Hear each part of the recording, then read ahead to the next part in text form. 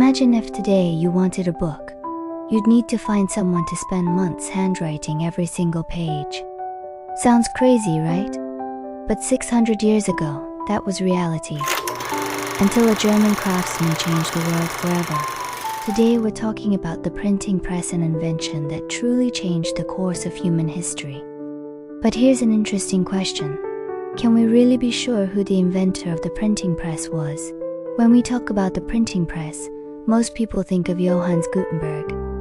And yes, this 15th century German goldsmith was indeed the pioneer of movable type printing in Europe. But here's the plot twist. The Chinese had already invented movable type printing as early as the 11th century, in the 1440s. Gutenberg perfected his printing technology in Mainz note. He was more of a system integrator than an inventor from scratch. Right as Europe was hitting a critical historical moment, first the Renaissance was in full swing, and people's thirst for knowledge had reached an unprecedented level. Second, the Reformation was just around the corner. Martin Luther's 95 Theses spread like wildfire, largely thanks to the printing press. The importance of the printing press lies not only in the invention of a machine, but also in its restructuring of the technological practice of knowledge reproduction through its spiral printing, structure, and reusable metal type. A single typesetting could be printed multiple times, enabling mass production. Simultaneously, the same typesetting produced consistent copies, gradually fixing the text and reducing variation.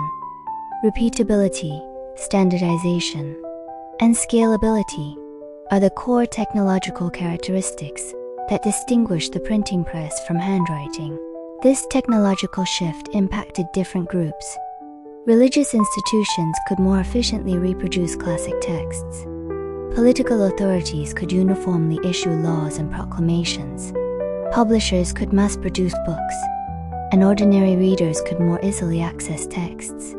Technically, the reproduction process was transformed into a standardized workflow typesetting, inking, printing, and binding, making the text a proofreadable, manageable, and continuously producible object.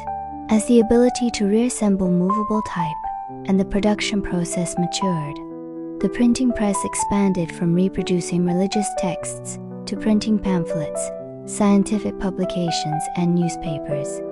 This evolution and application stemmed from its repeatable, reconfigurable, and scalable mechanical characteristics. One of the most fundamental positive impacts of printing technology was its dramatic boost to literacy rates in Europe, democratizing knowledge and helping create a public sphere.